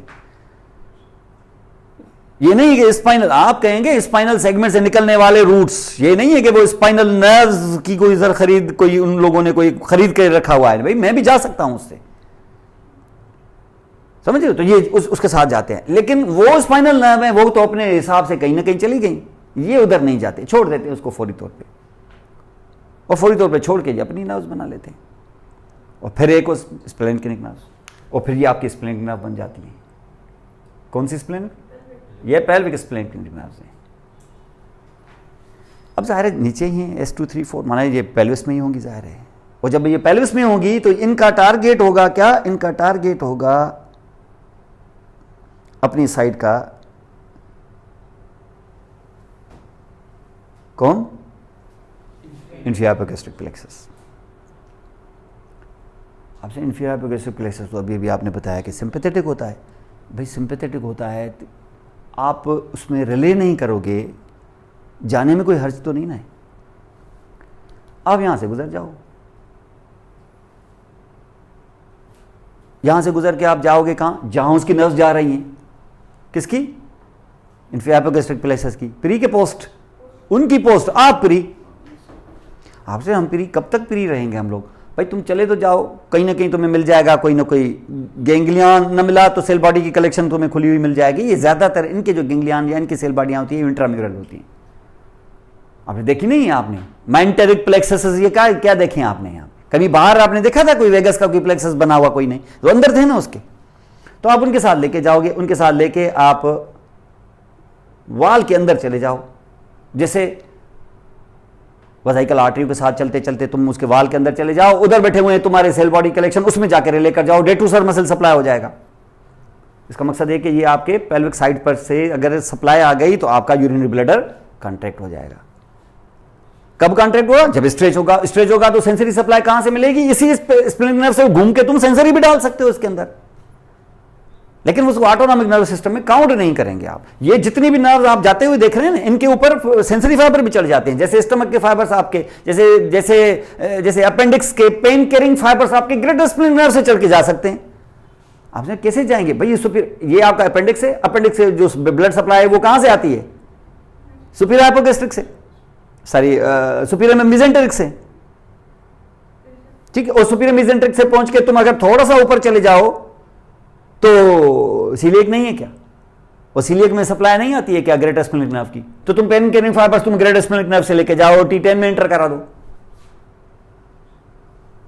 कि सुपीरियर स्प्लिनिक नर्व जो है यहां से, या इवन लेसर से भी जा सकते हो, ये T10 और T11 में भी जा सकते हो। और T11 और T12 में किसका सिग्नल है? अपेंडिक्स के पेन का। उधर सिग्नल आया, ब्रेन को पता चला, तो वो T10 के डर्मेटोम में तुम्हें पेन फील करा देगा। अपेंडिक्स चाहे कहीं पे पड़ा हुआ, अपेंडिक्स चाहे घुटने में पड़ा हुआ, तुम्हें पेन इधर होगा, क्योंकि ब्रेन को नहीं पता है कि विसरा किधर पड़े हुए हैं, क्योंकि ब्रेन के अंदर विसरो सेंसरी एरिया होती नहीं है, उधर होती है सोमेटो सेंसरी एरिया। वो आपको उसकी जागीर जो है ना वो सरफेस है, विसरा उसकी जागीर नहीं है। तो किधर से भी आया, कौन सी सेगमेंट में अंदर घुसा है पेन? वो शिकायत के सेगमेंट पे गई है, पेन उसी डर्मेटोम में होगा। अपेंडिक का डर्मेटोम चाहे कुछ भी हो, अपेंडिक्स ने अपने फाइबर ग्रेटर स्प्लिनिक नर्व और लेसर में डाले हैं, तो ज्यादातर सेगमेंट ये कहां जाती हैं? लेसर और लीस्ट आपकी जाती हैं कहां से? T10, 11 और इस एरिया में। तो ज्यादातर अपेंडिक्स इस जगह पे पेन फील कराएगा आपको शुरू में, तो जब तक स्वेलिंग होते होते सरफेस को टच ना करे। टच किया तो फिर उसी जगह पेन होगा, वो सोमेटिक पेन है, आपको पता है, वो पैराइटल पेरिटोनियम को टच करेगा ना, ये रिफर्ड पेन होते हैं।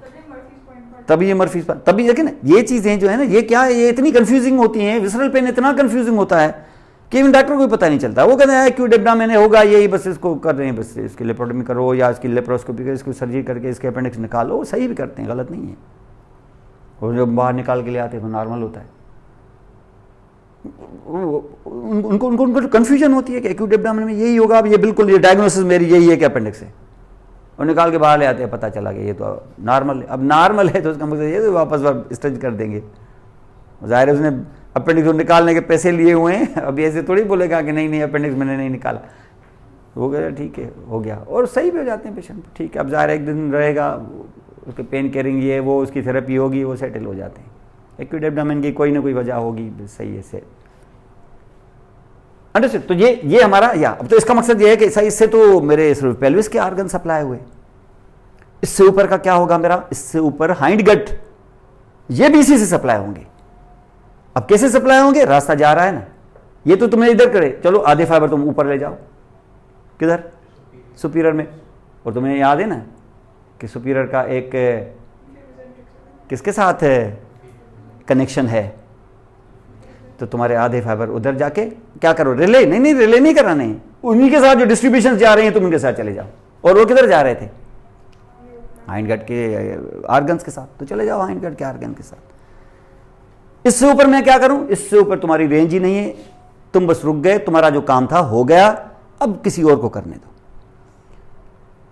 अब देखिए यहां से आपने ये 3 सेंटर देखे थे ना जो कंटिन्यूटी में थे,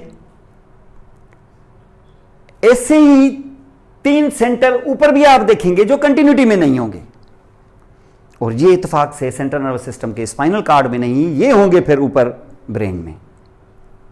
और ब्रेन में स्पाइनल कार्ड जैसा कौन दिखता है? Brain stem. तो इसलिए न्यूक्लियाई होंगे ब्रेन स्टेम में, जहां 10 नर्व्स होती हैं। अब 10 नर्व्स होती हैं, कोई कंटिन्यूटी में थोड़ी है कि 10 ही जगहों पर ये होगा, वहां पर कितने सेंटर्स होने चाहिए? पहले तो 3, वो जो 3 है उसमें से एक मौजूद है यहां पर अपर मिड ब्रेन पे, जिसके प्री गैंग्लियन फाइबर किसके साथ निकलेंगे? ऑक्यूलोमोटर नर्व के साथ, थर्ड क्रेनियल नर्व के साथ। तो अगर थर्ड क्रेनियल नर्व के साथ निकलेंगे तो क्या होगा? प्री के पोस्ट, प्री जाहिर है जो अंदर हैं वो प्री होते हैं सारे। तो इसका मकसद है कि बाहर किसी आसरे पे गए हैं ना, इनके गैंग्लिया वहां पर फिर इंट्राम्यूरल नहीं होते, उनके बाकायदा गैंग्लियान होते हैं बड़े मशहूर, और इनके गैंग्लियान आईबॉल के अंदर ऑर्बिट के अंदर बैठे होते हैं, और वहां से फिर उनकी रेंज भी ऑर्बिट ही होती है, और ऑर्बिट के अंदर मौजूद आईबॉल ही होता है। ये प्री और पोस्ट हैं, ये आपकी थर्ड नर्व है। मैंने इसका रेंज नीचे तो है ही नहीं, तो हाइंड गट के लिए तो ये मेरे काम का, फोर ऑफ मिड गट और थोरेक्स वगैरह के लिए तो ये मेरे काम की चीज़ थी ही नहीं। जिसके लिए भी थी वो आपका हेड था, हेड एंड नेक, वो भी हेड। उसके बाद थोड़ा सा आएंगे तो फोर्थ में ऐसा कुछ नहीं है, ना तो कुछ फिफ्थ में है, ना ही सिक्स्थ में है, फिर सेवेंथ में है। माना फेशियल, माना यहां पर थोड़ा सा बड़ा है, इंपॉर्टेंट है। और ये फेशियल के साथ और भी 10 काम होंगे, ये भी होगा। और ये बाहर निकल के क्या करेगा? फिर फेशियल का गैंग्लियन, और क्योंकि फाइबर बहुत ज्यादा होते हैं, और फेशियल क्या करती है? ये फेशियल 2 पैकेट बना देती है, इसलिए उनके 2 गैंग्लियन होते हैं, क्योंकि एक का रास्ता एक तरफ है, एक का रास्ता है, एक मशरिक एक मगरिब, तो जाहिर है गैंग्लियन 2 पाएंगे ना आप। गैंग्लियन से 2 ब्रांचेस नहीं निकलती, ब्रांचेस प्री की हो जाती हैं, इसलिए गैंग्लियन तुम्हें 2 चाहिए। अगर गैंग्लियन एक होता तो फिर उससे पोस्ट की 2 ब्रांचेस निकलती, पोस्ट की नहीं, प्री की निकलेंगी, समझ? इसलिए गैंग्लियन 2 मिलते हैं आपको। इनके नाम मैं नहीं बता रहा हूं जानबूझ के, क्योंकि ये कंफ्यूज आप होंगे खामखा। अभी फिलहाल इनकी जरूरत नहीं है, बाद में तो ये टिप्स पे आ जाएंगे। तो यहां पर ये भी आपको यहां पर मिलेगा। और आपके हेड का तकरीबन हर एक्सोक्राइन ग्लैंड इन्हीं से सप्लाई होता है, सवाए पैरोटिड ग्लैंड के। और वो पैरोटिड को नहीं करता सवाए, वो जब आंख में कोई पैरोटिड होता है तो आंख के अंदर जाता है, और आंख के अंदर मैंने बताया था आई से रिलेटेड 2 स्मूथ मसल सप्लाई हुई थी सिंपैथेटिक से, 2 सप्लाई होती हैं पैरा से, और इन दोनों को सप्लाई करती है ये, समझ रहे? तो इसका मकसद है कौन सी? वो जो 2 होंगी क्या ज़ाहिर है इनवॉलंटरी है, तो सिंपैथेटिक जो होंगी स्मूथ मसल होंगी ज़ाहिर है। तो 4 स्मूथ मसल्स होती हैं, 2 सिंपैथेटिकली कंट्रोल्ड और 2 पैरासिम्पैथेटिक। जो आप करते हैं ना इस तरीके अकोमोडेट हो जाता है, आप देखें यहाँ से देखें फोकस्ड, और यहाँ आ जाओ तो धुंधला, थोड़ी देर बाद फोकस, तो ये क्या है आपका? ये अकोमोडेशन हो रही है, ये सारी मसल्स की वजह से होती है। पीपल में लाइट थ्रो करते हो, पीपल कंस्ट्रिक्ट हो जाती है, अगर आप चाहें तो ना हो तो ये ऐसा नहीं होगा। तो इसका मकसद है कि क्या है? ये 2 मसल्स आपकी इससे कंट्रोल होती है। तो इसका मतलब स्मूथ मसल इससे हो गए कंट्रोल, जो भी थे 1-2। और दूसरा जो क्या होना चाहिए? एक्सोक्राइन ग्लैंड और हार्ट। जो एक्सोक्राइन ग्लैंड है वो तो सारे हो गए सप्लाई, सिर्फ पैरोटिड रह गया ना, तो चलो मैं तीसरा सेंटर भी बना देता हूं। कौन? ग्लासोफेरिंजियल, ये पैरोटिड के लिए। उसका गैंग्लियन अलग होना चाहिए कि नहीं? बिल्कुल होगा, बड़ा मशहूर गैंग्लियन। तो ये 4 गैंग्लियन होते हैं यहां पर, नर्व्स 3, गैंग्लियन 4। सारे मसल से सप्लाई, सारे ग्लैंड सप्लाई किससे?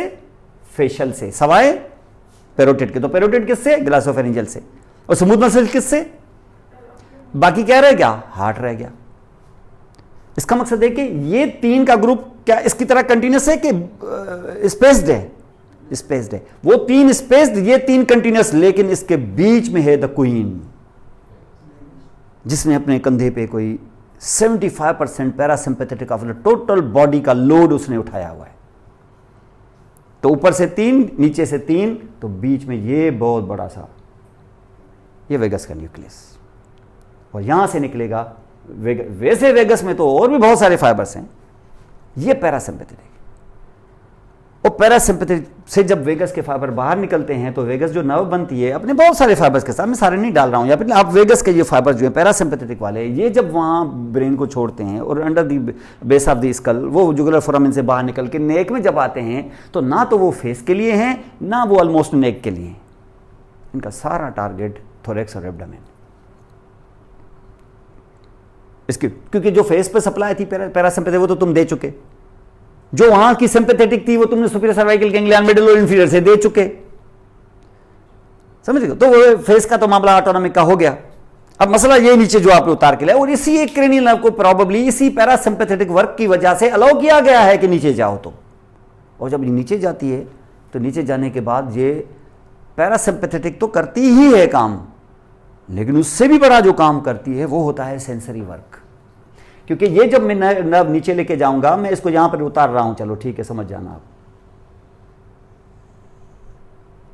और इधर मैं अगर बना दूं स्टमक वगैरह, और स्टमक से मुझे कोई फौरी तौर पर कोई इंफॉर्मेशन पहुंचानी हो फौरन ब्रेन के, तो मेरे पास वैसे दो तरीके हैं। या तो मैं स्टमक से निकाल के ऑटोनॉमिक नर्व्स पे ऊपर चढ़ा के स्पाइनल कार्ड से होते हुए मैं यहां पहुंचा दूं मेडुला में, यह भी मैं कर सकता हूं, हो सकता है ना बाबा ऐसा। लेकिन अगर मामला कोई और सीरियस है, यहां खत नहीं ईमेल चाहिए, तो इलेक्ट्रीफाई करो, ऐसा कि देखो कि डायरेक्ट कांटेक्ट कौन सा जा रहा है। दूसरा डायरेक्ट कांटेक्ट इसके अलावा है ही नहीं, वो ये है कि यहां डाल दो, ये डायरेक्ट कर देगा।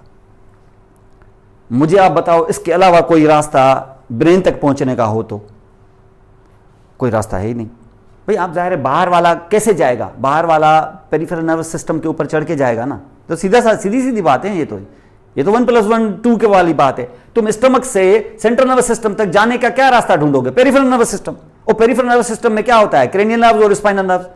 स्पाइनल से चढ़ के जाओगे तो थ्रू स्पाइनल कार्ड ही पहुंच पाओगे, और अगर क्रेनियल नर्व्स के ऊपर चढ़ के जाओगे तो डायरेक्ट पहुंचोगे। और क्रेनियल नर्व होती एक है सिर्फ, और वो है वेगस नर्व। उस साइड की या दूसरी साइड की, तो वेगस नर्व के जरिए आपके ये सेंसरी फाइबर्स भी जाते हैं। वैसे हम पैरासिम्पैथेटिक कर रहे हैं, लेकिन वेगस की जो अपनी मोटाई होती है ना, हालांकि वेगस के अंदर कितने फाइबर्स हैं, 75% of total parasympathetic of your whole body, लेकिन वेगस की जो अपनी मोटाई होती है ना, that is because of the sensory fibres. 75% जो वेगस का थिकनेस है, दिस इज बिकॉज ऑफ, तो ये 75% का जो फिगर है, ये इसको देख के कंफ्यूज ना हो जाना, वो प्रोपोर्शन में 75% है पैरासिम्पैथेटिक का, लेकिन टोटल नंबर में इतना है। क्यों? क्योंकि विसरल फाइबर्स को इतनी ज्यादा मोटर सप्लाई चाहिए ही नहीं होती, क्योंकि स्किल थोड़ी है उसमें। लेकिन सेंसरी में तुम्हें फौरन चाहिए ना, इसलिए वो हार्ट देखो, आप ये सांस ले रहे हैं, आप फौरी तौर पे इंफॉर्मेशन ऊपर जाके पहुंचेगी कि बस सांस काफी ले चुके, एल्वियोलाई भर चुके, एकदम से कट ऑफ हो जाएगा। जैसे रैम सिग्नल कैसे होते हैं, आप सोए हुए होते हो, आराम से ऑटोमेटिक होता रहता है। ये कौन पहुंचाता है, कौन पहुंचा सकता है?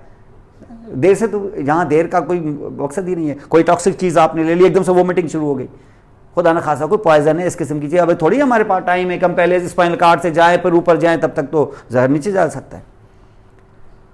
ये सारी चीजें जो है थ्रू वेगस ही जाती है।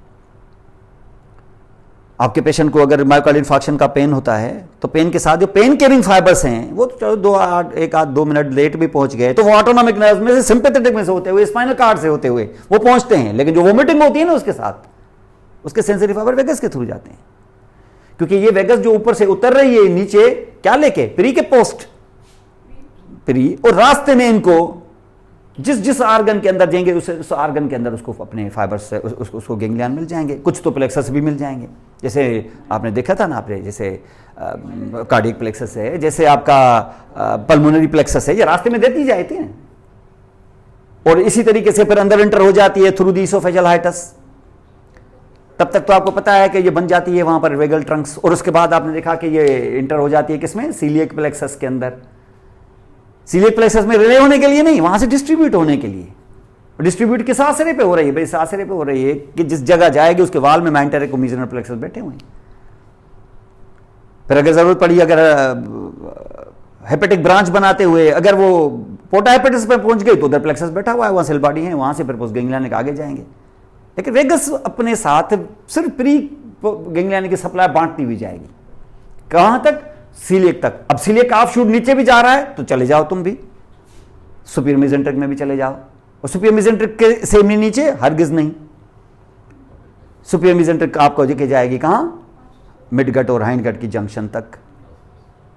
इससे आप आगे नहीं जाएंगे, इससे आगे नहीं जाएंगे तो इससे आगे कौन जाएगा, इससे आगे आपने नीचे देखा है 2 इंफीरियर हाइपोगैस्ट्रिक प्लेक्सस, उससे सुपीरियर और सुपीरियर से इंफीरियर मेसेंट्रिक प्लेक्सस तक गए थे आप, वो वहां पर आपको हाइंडगट तक सप्लाई देगा।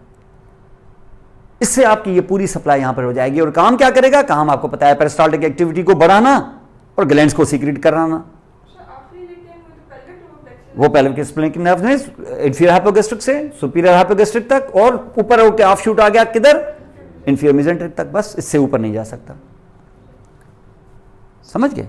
ये आपका पूरा autonomic nervous system of your. अब आपका कोई ऑर्गन ऐसा नहीं है जो सप्लाई नहीं हुआ हो। अब आपको जो सिंपैथेटिक नर्वस सिस्टम है वो क्या करता है, ये आपके स्फिंक्टर्स को टाइटली क्लोज रखता है, और साथ में जो वेसोकंस्ट्रिक्टिव सप्लाई है आपकी, वो तो है ही, वो तो इसके अलावा तो हो ही नहीं सकती। साथ में जब आप एजेकुलेशन की बात करेंगे तो ejaculation is the work of the sympathetic, ये सारे के जैसे seminal vesicle, ejaculatory duct, vas deferens और prostatic musculature, all they have the rhythmic contraction by sympathetic, but erection is the work of parasympathetic. तो वेसल्स को क्या करेगा, dilate, ताकि स्पॉन्जी मटेरियल में ब्लड ज्यादा जाए। आप कहेंगे इसका मकसद है कि जो ब्लड वेसल्स हैं हमारी, उनके अंदर पैरासिम्पैथेटिक के रिसेप्टर्स होते होंगे ना, जो स्टाइलकोलिन को डिटेक्ट करेंगे, लेकिन होते नहीं है। तो फिर वेजोडायलेट कौन करता है? वेजोडायलेट ये पेल्विक स्प्लेन्क्रिक नर्व जो हैं, जब जाती हैं इसकी ब्रांचेस, ये एंडोथेलियम से नाइट्रिक ऑक्साइड निकालती है। ये स्मूथ मसल को ऐसे खुद नहीं कर सकती वेजोडायलेट, क्योंकि स्मूथ मसल्स के ऊपर एज सच कोई इनर्वेशन ऑफ पैरासिम्पैथेटिक है ही नहीं। वो तो वेजोकंस्ट्रिक्ट होना जानते हैं सिर्फ बाय द सिंपैथेटिक, तो पैरा तो उसको वेजोडायलेट नहीं करेगा, क्योंकि वेसल्स के अंदर पैरासिम्पैथेटिक की कोलिनर्जिक रिसेप्टर्स नहीं होते। तो फिर वेजोडायलेट कैसे होगा? फिर ब्लड कैसे जाएगा स्पॉन्जी मटेरियल में? तो इरेक्शन कैसे होगी? इरेक्शन होगी नाइट्रिक ऑक्साइड से, और वो एंडोथेलियम से स्क्रैप करने का काम ये आपकी, ये सिर्फ इसमें है। इसको कहते हैं इसलिए नर्वा एरिंजाइटिस से, इस तरीके से कोई नाम है इसका, जो जेनिटल नर्व्स हैं एक तरह से, इरेक्शन नर्व्स फॉर इरेक्शन। बाकी वेसल में नहीं होता, रिसेप्टर्स में भी नहीं, रिसेप्टर्स होते हैं, इनर्वेशन नहीं होती। मजे की बात ये है, ऐसा बड़ा कम देखेंगे आप। रिसेप्टर मैं कहता हूं, रिसेप्टर को मैं ऐसे स्टूडेंट को बताता हूं, रिसेप्टर एक ताला है, न्यूरोट्रांसमीटर एक चाबी है। जहां ताला होगा वहां चाबी लाजमी होगी। कभी देखा है आपने किसी पैकेट में से निकालो चाबी निकले ही नहीं, वो ताला ही हो? भाई ताला ही आपने मांगा था ना, ये ताला मिलता है, बस चाबी है नहीं। ऐसा कभी देखा है आपने? ऐसे है, रिसेप्टर्स मौजूद हैं, न्यूरोट्रांसमीटर नहीं है, अनइनर्वेटेड रिसेप्टर्स। नेचर ने चैलेंज दिया है आपको कि अगर चाहो तो तुम इनको कंट्रैक्ट करवा दो, चाहो तो तुम इनको एक्ट करा दो through something artificial from outside. माने क्या? आर्टिफिशियल आउटसाइड माने डुप्लीकेट की, और डुप्लीकेट की क्या नाम है? द ड्रग डुप्लीकेट की होती है। ताले अंदर होते हैं, ताला बाहर से कोई नहीं लाके, मसल में कोई तुम्हें रिसेप्टर फिट नहीं कर सकते, वो हमने पढ़ लिए हैं अंदर के होते हैं। हम सिर्फ बाहर से क्या करें, जैसे ताला है, ताला होता है, हम जब जाते हैं ना तो ताला देते हैं, उसको कहते हैं एक डुप्लीकेट की बना दे, और फिर उस डुप्लीकेट की से ताला खुल जाता है। अगर खुल गया तो काम वही किया जो रिसेप्टर जो नॉर्मल न्यूरोट्रांसमीटर करता है। फिर इस चाबी का नाम एगोनिस्ट है। तो ये क्या ओरिजिनल चाबी है? नहीं, वो खुल जाती है। या ऐसे ताला करेगा क्या? नहीं, वो ताला सूंघ लेगा कि नहीं ये ओरिजिनल नहीं है, तो आपको गालियां देना शुरू कर दे कि बदतमीज ये क्या कर रहे हो, ये तो ऐसा करेगा क्या? नहीं, वो ताला खुल जाएगा, उसको क्या है। लेकिन एक चाबी ऐसी भी हो सकती है जो ताले में भी ऐसे ही चली जाएगी जैसे ओरिजिनल जाती है, लेकिन ताला खुलता नहीं है। ये एंटागोनिस्ट होते हैं। दो चीजें होती है ना, एक रिसेप्टर के साथ कोई चीज फिट आ जाए, ये एफिनिटी है, फिट आके वो काम भी करे, ये एफिकेसी है। जिसमें एफिनिटी एफिकेसी दोनों हो, ये एगोनिस्ट। जिसमें सिर्फ एफिनिटी हो, एफिकेसी ना हो, वो एंटागोनिस्ट। नेचर एंटागोनिस्ट नहीं देती वैसे, ये हमने इजाद करके रखे हुए हैं। दो काम करते हैं एगोनिस्ट से, ये काम, ये मेरा पेशेंट अगर आ जाए पेट में दर्द की वजह से तो स्पाज्म रिलीव करा दूं मैं, और अगर वहां उसकी पेरिस्टाल्टिक में कंस्टिपेशन हो तो मैं पेरिस्टाल्सिस इंक्रीज करा दूं। रिसेप्टर दोनों इस्तेमाल करूंगा, एक में एगोनिस्ट डाल के, एक में एंटागोनिस्ट डाल के। ये हमने इस तरीके से थेरेपियां निकाली हुई हैं। नेचर तो सिर्फ एक ही देगी, एगोनिस्ट। अंडरस्टैंड? तो दिस इज एक, या तो फिर सिस्टम दूसरा दे देगी उसको स्लो करने के लिए, एंटागोनिस्ट नहीं देगी। पेरिस्टाल्सिस बढ़ाएगी या पेरिस्टाल्सिस को कम करेगी। बढ़ाने के लिए सिस्टम अलग होगा, वो भी एगोनिस्ट, और कम करने के लिए सिस्टम अलग होगा, वो एंटागोनिस्ट। जैसे ब्रोंकाई को करनी होगी ना कंस्ट्रिक्ट, उसके लिए देगी एगोनिस्ट जो करें कंस्ट्रिक्ट। जब ब्रोंकाई को देगी एंटागोनिस्ट आके उसको मैं रिलैक्स कर दूं। देखो ना, मैं ये मेरे दिमाग में आ गया है, तो मैं आपको बता रहा हूं, नेचर एंटागोनिस्ट नहीं देती है वुमन। अब तुम्हें ब्रोंकाई को करना है कंस्ट्रिक्ट, नेचर देगी एगोनिस्ट। जो ब्रोंकाई को करेंगे क्या? कंस्ट्रिक्ट, आके एगोनिस्ट देगी। अब नेचर को उसी ब्रोंकाई को करना है डायलेट, नेचर एंटागोनिस्ट नहीं देगी। नेचर एक और सिस्टम लेके आएगी जिसका एगोनिस्ट जब यहां लगाओगे तो ब्रोंकाई हो जाएंगे डायलेट। वरना नेचर पैरासिम्पैथेटिक देके वेजो कंस्ट्रिक्ट कर दे, ब्रोंको कंस्ट्रिक्ट कर देती, तो पैरासिम्पैथेटिक का एंटागोनिस्ट देख के इसको डायलेट करती ना, नहीं कर रही है। उसको डायलेट करने के लिए सिस्टम दूसरा लेके आई जिसका एगोनिस्ट खोलता है, वरना उसका भी एगोनिस्ट होता है।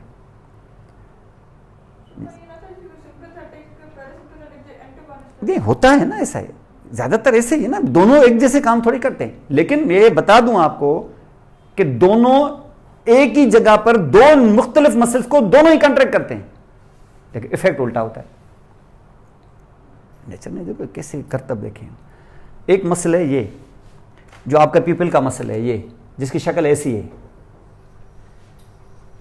राउंडेड। एक मसल जो इसके बाहर है वो है ये लॉन्गिट्यूडिनल मसल है। ये जो पूरा आर्गन क्रिएट हुआ है ना, ये इसका नाम आयरिस है, इसका दी आयरिस। इस पे पैरासिम्पैथेटिक है, इस पे सिंपैथेटिक है। जब होगा पैरासिम्पैथेटिक स्टिमुलेट तो ये जो सर्कुलर मसल है ये ऐसे हो जाएगा कंट्रैक्ट, तो पीपल की साइज नैरो हो जाएगी। तो नैरो पीपल करने की वजह से ये क्या हुआ, कंट्रैक्ट हुआ, माना एगोनिस्ट हुआ ना। अगर मैं इसको करना चाहूं डायलेट, तो मैं अगर आर्टिफिशियली करूंगा तो लेके जाऊंगा एंटागोनिस्ट। पैरासिम्पैथेटिक का उल्टा एंटागोनिस्ट, पैरासिम्पैथेटिक एंटागोनिस्ट होगा। पैरासिम्पैथेटिक वर्क इसी पे करेगा मसल पे, लेकिन वो होगा एंटागोनिस्ट। इससे क्या हो जाएगी पीपल? नेचर ऐसा नहीं करेगी। नेचर चाहेगी ना जब पीपल को डायलेट करना, तो नेचर इस पे नहीं इस पे एक्ट करेगी। माने किस पे? वो जो उसका लॉन्गिट्यूडिनल वाला मसल है, जब इस पे आके एक्ट कराएगी, यहां पर एक्ट कराएगी सिंपैथेटिक को, ये भी कंट्रैक्ट होगा। अब से ये कंट्रैक्ट होगा तो फिर क्या होगा? अब देखो ये कंट्रैक्ट होगा, इसको मैं कंट्रैक्ट करा रहा हूं, पीपल क्या हो जाएगी? डायलेट हो जाएगी। कंट्रैक्ट वो भी हो रहा है, कंट्रैक्ट वो भी हो रहा है, इफेक्ट इनका दोनों का डिफरेंट है, और दोनों में से कोई एक ही होगा। जाहिर है आपको पता है दोनों सिस्टम एक साथ तो काम नहीं करेंगे। नेचर ने ऐसे करतब रखे हुए हैं यहां पर। और आपको देखना होगा इमरजेंसी में क्या होने वाला है, और इमरजेंसी में आप क्या करेंगे? पैरासिम्पैथेटिक को कंट्रोल करेंगे कि सिंपैथेटिक वाले को? क्योंकि लाइट ज्यादा चाहिए, और लाइट ज्यादा चाहिए तो ऐसे करो। दो तरीकों से लाइट ज्यादा चाहिए होगी, या तो तुम सिंपैथेटिक को करो स्टिमुलेट, या तो तुम पैरा को करो इनहिबिट। और इनहिबिटरी थोड़ी अल्लाह देगा आपको, समझ लेना। तो इनहिबिटरी आपको अल्लाह नहीं देगा। इनहिबिटरी तुम डाल सकते हो ड्रग के तौर पे, क्योंकि तुमने रिसेप्टर पढ़े हुए हैं, तो तुमने हरकतें करनी शुरू कर दी हैं, तुमने एंटागोनिस्ट भी ईजाद कर दिए, तुम एक तीर से दो शिकार कर रहे हो, दो मुख्तलिफ किस्म की ड्रग्स तुमने, और उसी हिसाब से अपने पेशेंट को दे रहे हो। रिसर्च एक ही है, ड्रग्स दो हैं, हर जगह पर एंटागोनिस्ट मौजूद है। नेचर आपको एंटागोनिस्ट नहीं देगी, समझ गए? तो this was actually your autonomic nervous system.